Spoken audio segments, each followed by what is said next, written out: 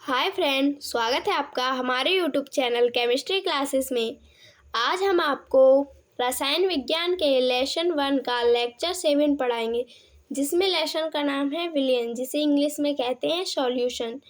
पिछले लेक्चर में यानी कि लेक्चर 6 में हमने आपको बताया था राउल्ट के नियम की सीमाएं, क्वोथनांक का उन्नयन, आणविक उन्नयन स्थिरांक या मोलल उन्नयन स्थिरांक, जिसमें कि राउल्ट के नियम की सीमाएं और आणविक उन्नयन स्थिरांक या मोलल उन्नयन स्थिरांक महत्वपूर्ण था और क्वोथनांक का उन्नयन भी महत्वपूर्ण है। तो अब इस लेक्चर में हम आपको बताएंगे मोलल हिमांकन। क्या बताएंगे? मोलल हिमांकन। लेक्चर स्टार्ट करने से पहले अगर आपको हमारी वीडियोस अच्छी लगती हैं तो एक लाइक और सब्सक्राइब ज़रूर करिएगा। तो आइए अब टॉपिक के बारे में पढ़ते हैं। टॉपिक के बारे में पढ़ते हैं। टॉपिक क्या है? तो इसमें पहला टॉपिक है मोलल हिमांकन। क्या है? मोलल हिमांकन।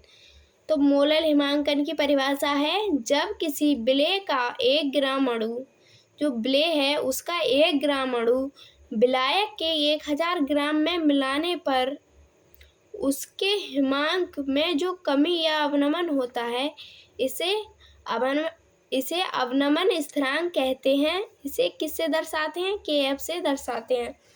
यानी कि समझिए, किसी विलेय का 1 ग्राम अणु है और उसको विलायक के 1000 ग्राम में घोलते हैं हम, यानी कि मिलाते हैं, तो हिमांक होता है, उसके हिमांक में क्या होती है? कमी हो जाती है, और कमी को ही क्या कहते हैं? अवनमन हो जाती है। इसे ही क्या कहेंगे? इसे क्या कहेंगे? अवनमन स्थिरांक या फिर मोलल हिमांकन। इसे किससे दर्शाएंगे? KF से दर्शाते हैं। किससे दर्शाते हैं? KF से। तो देखते हैं इस स्थिति में मोलल हिमांकन को M से, जो स्थिरांक होता है उससे किससे दर्शाएंगे? KF से।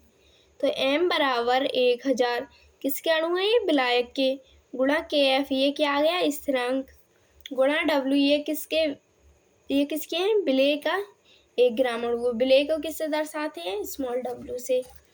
तो जहाँ पर डेल्टा TF गुणा कैपिटल W, इसे किससे दर्शाएंगे? विलायक। क्या है ये? विलायक का भार। यहाँ पर लिख लेते हैं M बराबर मोलल हिमांकन। क्या है? मोलल हिमांकन। क्या है? मोलल हिमांकन। और यहाँ पर KF क्या है? KF है अवनमन स्थिरांक। क्या है? अवनमन स्थिरांक। अवनमन स्थिरांक। और यहाँ पर स्मॉल w क्या है? विलेय का भार। किसका भार है? विलेय का भार। विलेय का भार। और यहाँ पर कैपिटल W क्या है? इसे किससे दर्शाएंगे? विलायक का भार। किसका? विलायक का भार। विलायक का भार। इसको नोट करके लिख लेते हैं। आइए देखते हैं, इसको नोट करते हैं। M बराबर delta T upon KV। M बराबर डेल्टा T अपॉन KV। हिमांक की मोललता M बराबर डेल्टा T अपॉन मोलल हिमांकन, मतलब अवनमन स्थिरांक आया है यहाँ पर KF। क्या आया? अवनमन स्थिरांक KF। आ गया समझ में आपके? अब अगले टॉपिक पर चलते हैं। अगला टॉपिक क्या है? अब अगले टॉपिक पर चलते हैं। तो देखते हैं, इसमें अगला टॉपिक है जिसमें लिखा है 3 महत्वपूर्ण प्रश्न, 2 मार्क्स पक्के। ये सही ही लिखा है, जिसमें से हम आपको 3 क्वेश्चन कराएंगे, जिनमें से आपके पेपर में एक क्वेश्चन जरूर ही आएगा, जिससे कि आपके 2 नंबर पक्के हो जाएंगे पेपर के लिए। तो इसमें पहला क्वेश्चन क्या है? आइए देखते हैं। इसमें पहला क्वेश्चन है, किसी विलेय पदार्थ या अवाष्पशील पदार्थ में घोलने पर विलायक का वाष्प दाब कम हो जाता है। मतलब किसी विलेय पदार्थ को या वाष्पशील पदार्थ विलय में घोलने पर विलायक का वाष्प दाब कम हो जाता है। क्यों कम हो जाता है विलायक का वाष्प दाब? विलेय पदार्थ में अवाष्पशील पदार्थ को घोलने पर क्यों हो जाता है विलायक का वाष्प दाब कम?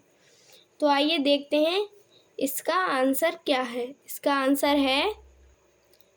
आंसर है किसी द्रव या विलायक में अवाष्पशील पदार्थ मिलाने पर जो द्रव, जानते हो द्रव किसे कहते हैं? जो लिक्विड की फॉर्म में होता है, यानी कि जैसे पानी है ये तरल है, मतलब पतला है, जो लिक्विड की फॉर्म में होता है उसे क्या कहते हैं? द्रव।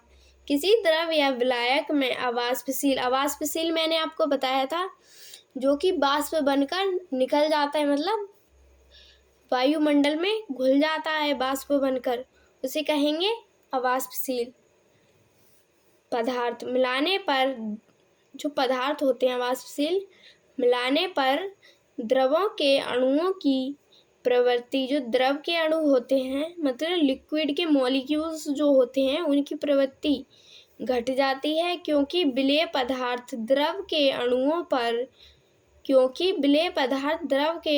पर एक प्रकार का अवरोध उत्पन्न करते हैं, अतः द्रव का वाष्प दाब घट जाता है। इसलिए ही विलयन का वाष्प दाब और विलायक का वाष्प दाब विलेय के वाष्प दाब से सदैव कम रहता है।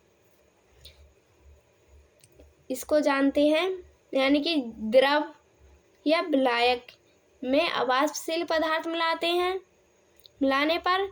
मिलाते हैं तो द्रव के जो अणु होते हैं उनकी प्रकृति कैसी हो जाती है? घट जाती है। कैसी हो जाती है? घट जाती है, क्योंकि विलेय पदार्थ द्रव के अणुओं पर एक प्रकार का अवरोध उत्पन्न करता है। जो विलेय का पदार्थ होता है, जो द्रव के अणु होते हैं, लिक्विड मॉलिक्यूल होते हैं, उन पर क्या करता है? एक प्रकार का अवरोध उत्पन्न करता है, अर्थात द्रव का वाष्प दाब घट जाता है, अवरोध उत्पन्न करता है, इसलिए ही द्रव का वाष्प दाब घट जाता है।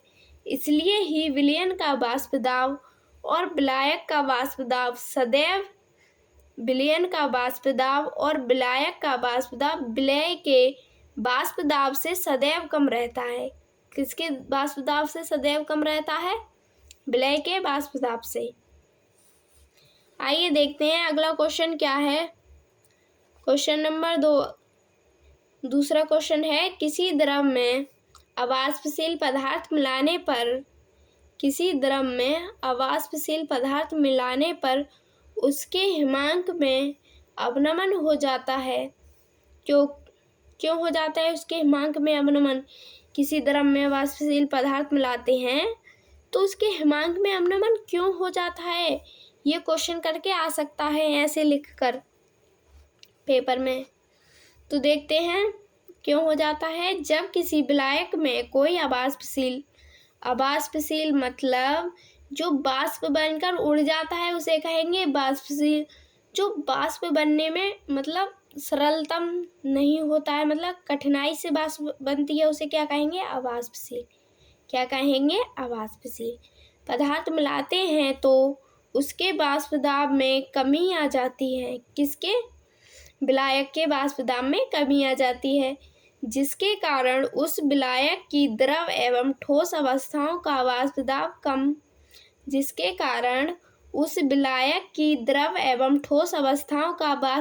कम ताप पर ही एक दूसरे के बराबर हो जाता है। इस कारण को हिमांक में कमी हो जाती है, जिसे क्या कहेंगे? हिमांक का अवनमन कहते हैं। यानी देखते हैं, जब किसी विलायक में कोई अवाष्पशील पदार्थ मिलाते हैं तो उसके वाष्प दाब यानी कि विलायक के वाष्प दाब में कमी आ जाती है, जिसके कारण विलायक की द्रव एवं ठोस अवस्थाओं का वाष्प दाब कम हो जाता है। जो कमी आ जाती है उसके कारण ही विलायक की द्रव और ठोस अवस्थाओं का वाष्प दाब भी कम हो जाता है। कम ताप पर ही एक दूसरे के बराबर हो जाता है। मतलब जब किसी विलायक में कोई अवाष्पशील पदार्थ मिलाएंगे तो उसके मतलब विलायक के वाष्प दाब में कमी हो जाती है, जिसके कारण उस विलायक की द्रव एवं ठोस अवस्था का वाष्प दाब कम ताप होगा। कम ताप पर ही एक दूसरे के बराबर हो जाता है। इस कारण को क्या कहेंगे? हिमांक में कमी। क्या कहेंगे, हिमांक में कमी, इसी को क्या कहते हैं, हिमांक का अवनमन। तो देखते हैं अगला टॉपिक क्या है। अगला टॉपिक है यानी कि अगला क्वेश्चन है क्वेश्चन नंबर 3। क्वेश्चन नंबर 3 है किसी द्रव में अवाष्पशील पदार्थ डालने पर उसके क्वथनांक में वृद्धि हो जाती है, क्यों? यानी कि किसी द्रव में अवाष्पशील पदार्थ डालने पर उसके क्वथनांक में वृद्धि हो जाती है, क्यों हो जाती है उसके क्वथनांक में वृद्धि? आइए देखते हैं क्यों होती है वृद्धि।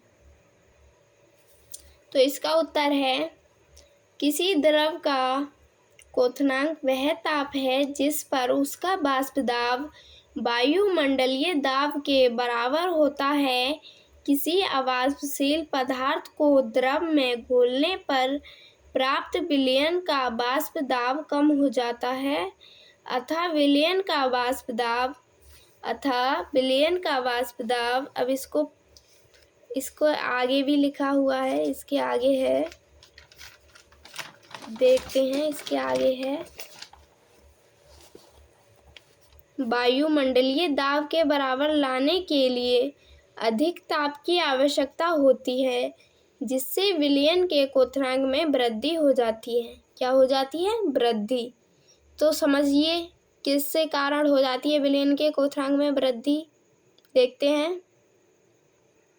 तो देखते हैं किसी द्रव का क्वथनांक वह ताप होता है जिस पर उसका वाष्प वायुमंडलीय दाब के बराबर होता है, जिस पर उसका वाष्प होता है, यानी कि जो हवा में उड़ जाता है उसे क्या कहेंगे? वाष्प। वायुमंडलीय मतलब वायुमंडलीय दाब के बराबर होता है।